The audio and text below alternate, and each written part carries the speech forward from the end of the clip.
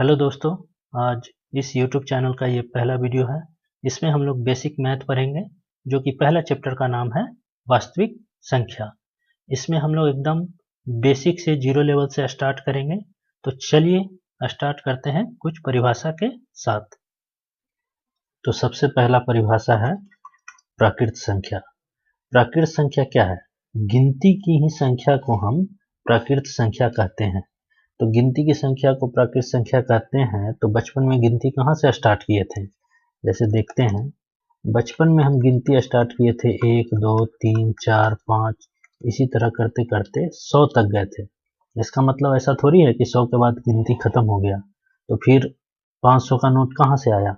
इसका मतलब 100 के आगे भी तो है, जैसे 101 102, इसी तरह ये कभी खत्म नहीं होता है, ये अनंत तक जाता है। मतलब कि इसका कोई अंत नहीं है। ये एक सिंबल है अनंत का। इसे क्या कहते हैं? अनंत। मतलब कि जितना आप सोच सको उससे भी आगे। तो गिनती की ही संख्या को हम प्राकृत संख्या कहते हैं, जो कि 1 से स्टार्ट होता है और अनंत तक जाता है।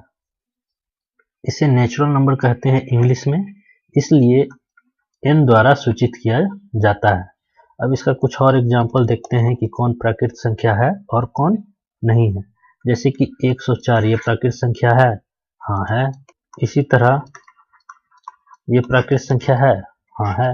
मतलब कि जो पूर्ण रूप से संख्या रहता है ना, उसको प्राकृत संख्या कहते हैं। अब पूरा कहने का क्या मतलब है? मतलब कि कोई भी नंबर का टुकड़ा ना हो, पूरी हो। जैसे कि कुछ और एग्जाम्पल से इसे क्लियर करते हैं। जैसे 12.5 ये प्राकृत संख्या है? जैसे 12.5 ये प्राकृत संख्या है? नहीं है। क्योंकि जब किसी संख्या में दशमलव आ जाता है तो वो पूरी संख्या नहीं होता। मतलब दशमलव यानी टुकड़ा वाला संख्या होता है। मतलब कि 12.5 प्राकृत संख्या नहीं है। इसी तरह कोई भी दशमलव वाला संख्या होगा वो प्राकृत संख्या नहीं होगा। जैसे 13.4 ये प्राकृत संख्या नहीं है। उसी तरह 0.8 ये प्राकृत संख्या नहीं है।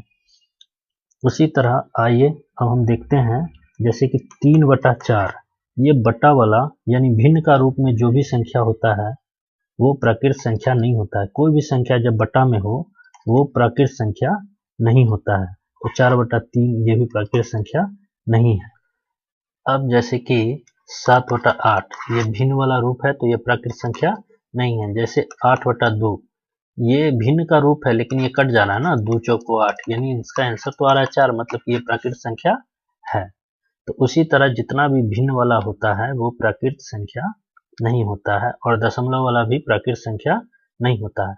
अब कुछ एग्जाम्पल तो ऐसा भी होता है ना, जैसे -4 -2, ये जितना भी माइनस में होता है वो भी प्राकृत संख्या नहीं होता है। मतलब कौन प्राकृत संख्या है कौन प्राकृत संख्या नहीं है, इसमें अब कोई डाउट तो नहीं है ना?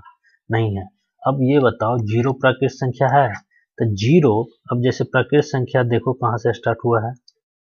प्राकृत संख्या कहाँ से स्टार्ट हुआ है? 1 से स्टार्ट हुआ है। कहाँ से स्टार्ट हुआ है? 1 से। मतलब जीरो तो नहीं है ना। इसका मतलब ये हुआ कि जीरो मेरा प्राकृत संख्या नहीं है। यानी क्या लिख सकते हैं हम? शून्य प्राकृत संख्या नहीं है। शून्य प्राकृत संख्या नहीं है। इसका मतलब क्या हुआ? सबसे छोटी प्राकृत संख्या कौन होगा? तो सबसे छोटी प्राकृत संख्या कौन है? तो मतलब प्राकृत संख्या कहाँ से स्टार्ट होता है? देखो, प्राकृत संख्या 1 से स्टार्ट होता है, तो शुरू तो यहीं से हो रहा है ना। तो इसका मतलब सबसे छोटा प्राकृत संख्या क्या होगा? 1। यानी सबसे छोटी प्राकृत संख्या क्या होगा? आंसर हो जाएगा 1। 1 सबसे छोटी प्राकृत संख्या है। अगर कोई पूछे सबसे बड़ी प्राकृत संख्या, तो सबसे बड़ी प्राकृत संख्या तो कोई हो ही नहीं सकता, जितना सोचो उससे भी ज्यादा। तो मतलब कि जितना बड़ा तुम नंबर सोच सकते हो उससे भी ज्यादा नंबर हो सकता है। मतलब इसका कोई अंत नहीं है। इसलिए सबसे बड़ी प्राकृत संख्या क्या हो जाएगा? इन्फिनिटी, यानी अनंत। इसी को हिंदी में कहते हैं अनंत और इंग्लिश में कहते हैं इन्फिनिटी। मतलब कि सबसे बड़ी प्राकृत संख्या क्या है? इन्फिनिटी। अब मान लो कोई कहे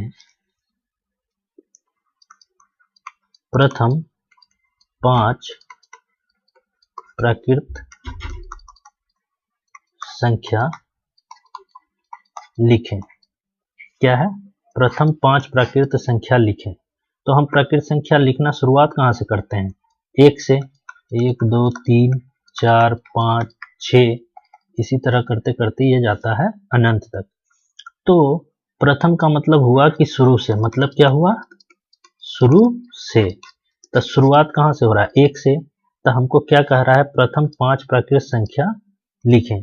तो प्रथम 5 प्राकृत संख्या 1 2 3 4 5, यही यहाँ से लेकर के यहीं तक ना है। मतलब 6 के बाद अनंत तक का जरूरत हमको नहीं है। यानी प्रथम 5 प्राकृत संख्या लिखना है तो 1 2 3 4 5, कोई दिक्कत नहीं ना। मतलब यहाँ से यहाँ तक ही होगा। इसी तरह कोई कहे कि प्रथम 7 प्राकृत संख्या लिखें, यानी प्रथम 7, तो प्रथम 7 क्या हो जाएगा? 1 2 3 4 5 6 7।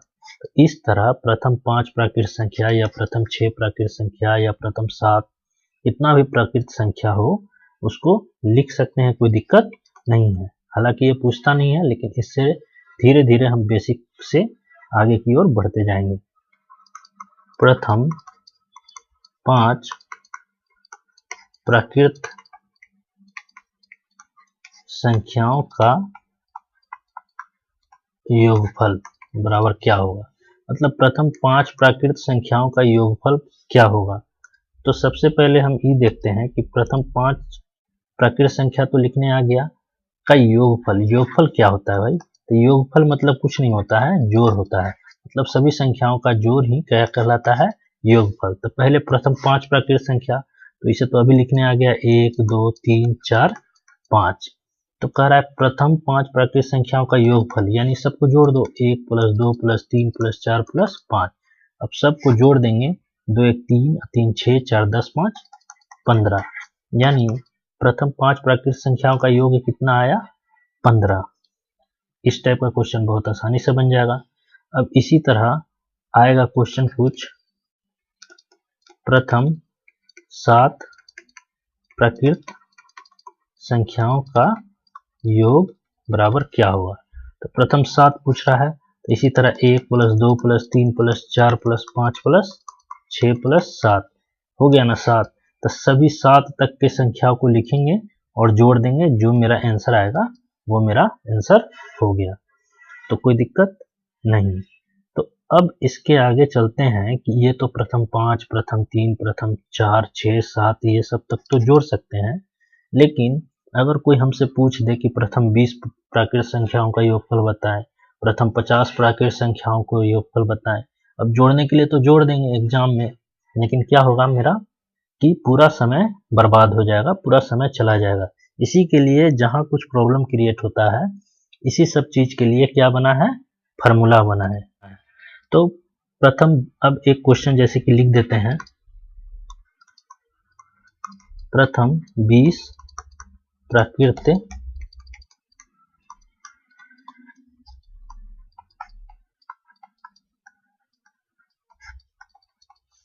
कह रहा है क्या? प्रथम 20 प्राकृत संख्याओं का योगफल क्या होगा? तो प्रथम 20 प्राकृत संख्याओं का योगफल ऐसे है तो बहुत आसान, 1 + 2 + 3 + 4 प्लस इसी तरह करते करते +19 + 20, ये पूरा 1 से लेकर के 20 तक के संख्या को लिख देंगे और जोड़ देंगे, जो आंसर आ गया वही हो गया। लेकिन अब इसको करने में क्या हो जाएगा? बहुत ज़्यादा टाइम लग जाएगा, यानी समय का बर्बादी होगा। इसी के लिए इस टाइप के मैथ को बनाने के लिए एक फार्मूला है, जैसे प्रथम n संख्याओं का योगफल बराबर क्या होगा? n × n + 1 बटा में 2। ये क्या है? मेरा फार्मूला है। ये फार्मूला है जो कि बहुत ज़्यादा इम्पोर्टेंट है। तो प्रथम n प्राकृत संख्या, प्राकृत छूट गया, तो प्रथम n प्राकृत संख्याओं का योगफल बराबर क्या होता है, n इंटू एन प्लस 1 बटा में 2। तो अब यहाँ n है क्या, सबसे पहले तो प्रॉब्लम क्रिएट हो रहा है कि n क्या है। तो देखिए n क्या है, नंबर ऑफ संख्या है, मतलब संख्या कितना नंबर तक पूछ रहा है योगफल, वो n है। जैसे प्रथम 20 प्राकृत संख्याओं का योगफल क्या होगा, तो यहाँ n बराबर क्या है, n बराबर 20 है। कोई पूछे प्रथम 30 प्राकृत संख्याओं का योगफल क्या होगा, तो मतलब यहाँ 30 प्राकृत संख्याओं का योगफल पूछ रहा है ना, तो यहाँ n बराबर 30 होगा। इसी तरह कोई पूछे प्रथम 50 प्राकृत संख्याओं का योगफल क्या होगा, तो n बराबर क्या हो जाएगा, 50 हो जाएगा। n क्या है इसका तो कोई प्रॉब्लम अब नहीं है। तो आइए अब इस क्वेश्चन को हम बनाते हैं। प्रथम 20 प्राकृत संख्याओं का योगफल क्या होगा, तो अभी हम फॉर्मूला लिखे हैं n इंटू एन प्लस 1/2। तो यहाँ पर n बराबर क्या है, n बराबर 20 है। तो फॉर्मूला पर इसको पुट कर देंगे, n के जगह पे हम 20 रख देंगे, 20, और यहाँ पर कुछ साइन नहीं है तो मतलब कि गुना का साइन है। तो 20 इंटू 20 प्लस 1 बटा में 2। तो पहले तो हम ब्रैकेट का काम करते हैं बुडमास के अकॉर्डिंग ऐसे, तो ये हो जाएगा 20 गुना 20 एक 21 बटा में 2। अब कटेगा 2 दहीने 20, यानी अब है 10 गुना 21, इसको गुना करेंगे तो 210, यानी प्रथम 20 प्राकृत संख्याओं का योगफल कितना हो गया, 210 मेरा आंसर हो गया। अब इसी को आगे चलते हैं, जैसे कि आगे एक क्वेश्चन और देख लेते हैं इससे। इसमें कह रहा है कि प्रथम 50 प्राकृत संख्याओं का योगफल क्या होगा। प्रथम 50 प्राकृत संख्याओं का योगफल क्या होगा, यहाँ पर प्रथम 50 प्राकृत संख्याओं का योगफल पूछ रहा है, मतलब सभी संख्याओं को क्या करना है, 1 से लेकर के 50 तक लिख के सबको जोड़ देना है, जो कि जोड़ने में बहुत ज़्यादा समय लग जाएगा। इसी के लिए इस मैथ को हम कैसे बनाएंगे, फार्मूला से बनाएंगे। यहाँ प्रथम 50 बोल रहा है तो n बराबर क्या हो जाएगा मेरा 50। तो फार्मूला तो याद है, n इंटू एन प्लस 1 बटा में 2। n के जगह पर अब क्या लिख देंगे 50। तो 50 इंटू 50 प्लस 1 बटा में 2। तो अब इसका क्या हो जाएगा 50 इंटू 51 बटा में 2। अब इसको काटेंगे तो ये क्या हो गया 25 इंटू 51। अब इसको हम गुना करेंगे तो मेरा आंसर आएगा 1275, यानी प्रथम 50 प्राकृत संख्याओं का योगफल कितना हो जाएगा 1275। यही मेरा आंसर हो गया। तो प्राकृत संख्याओं को तो मुझे लगता है कि आप अच्छे से समझ गए होंगे। अब चलते हैं नेक्स्ट परिभाषा पे। अब आते हैं पूर्ण संख्या। पूर्ण संख्या किसे कहते हैं, तो पूर्ण संख्या किसे कहते हैं, ये तो कुछ नहीं है, गिनती का संख्या है ना। गिनती का संख्या क्या है 1 2 3 4 5 इसी तरह अनंत तक। मतलब कि गिनती की संख्या में ही यदि शून्य को भी शामिल कर लिया जाए तो उसे पूर्ण संख्या कहते हैं। तब तो ये तो और ज़्यादा इजी है कि गिनती की ही संख्या में हमको किसको ऐड कर देना है, शून्य को शामिल कर देना है, तो उसे हम पूर्ण संख्या कहते हैं। इसे भी होल नंबर कहते हैं इंग्लिश में, इसी के लिए इसको W द्वारा सूचित किया जाता है। तो पूर्ण संख्या का एग्जाम्पल क्या हो गया, तो जैसे गिनती का संख्या क्या है 1 2 3 4 5 अनंत तक है। इसी के आगे यदि जीरो भी शामिल कर लें, ये देखो जीरो शामिल कर लिए, तो जीरो से लेकर के अनंत तक को ही हम क्या कहते हैं पूर्ण संख्या कहते हैं। तो गिनती की संख्या को ही क्या कहते हैं, जैसे कि यहां से लेकर के 1 से लेकर के अनंत तक को हम क्या कहते हैं प्राकृत संख्या कहते हैं। मतलब प्राकृत संख्या में अगर जीरो खाली ऐड कर देंगे ना, तो जीरो के साथ जो संख्या बोलेंगे उसी को हम बोलेंगे कि यह संख्या पूर्ण संख्या है। अब इससे और कुछ एग्जाम्पल देख लेते हैं। जैसे 104 ये प्राकृत संख्या है, तो हाँ 104 प्राकृत संख्या तो है ही, जो पूर्ण रूप से लिखा हुआ रहता है संख्या वो प्राकृत संख्या होता है। क्या ये पूर्ण संख्या भी है, हाँ पूर्ण संख्या भी है, क्योंकि ये एक जीरो से तो स्टार्ट होता है लेकिन अनंत तक जाता है। तो 100 102 103 104 तो आएगा ना, तो 104 पूर्ण संख्या भी है और प्राकृत संख्या है। 178 पूर्ण संख्या है, हाँ है, और प्राकृत संख्या भी है, मतलब दोनों है। इसी तरह जीरो क्या पूर्ण संख्या है? तो हाँ, 0 से स्टार्ट होता है तो पूर्ण संख्या तो है, लेकिन प्राकृत संख्या है? प्राकृत संख्या नहीं, क्योंकि 1 से स्टार्ट होता है ना प्राकृत संख्या, ये तो 0 तो नहीं आता है, तो इसलिए ये 0 पूर्ण संख्या तो है, लेकिन ये प्राकृत संख्या नहीं है।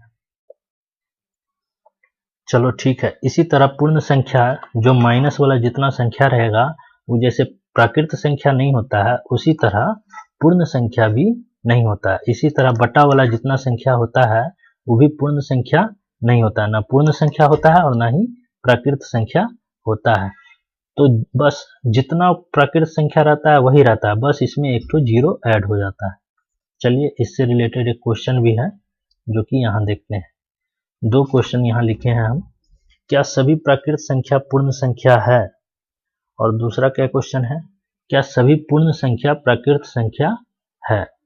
तो इसका आंसर पहले सोचो वीडियो को स्टॉप करके। चलो अब इस क्वेश्चन को देखते हैं। तो क्या सभी प्राकृत संख्या पूर्ण संख्या है? तो सबसे पहले एक काम करते हैं हम कि यहाँ प्राकृत संख्या लिख देते हैं और नीचे में पूर्ण संख्या लिख देते हैं। तो प्राकृत संख्या 1 से स्टार्ट होता है 5 अनंत तक। पूर्ण संख्या 0 से स्टार्ट होता है,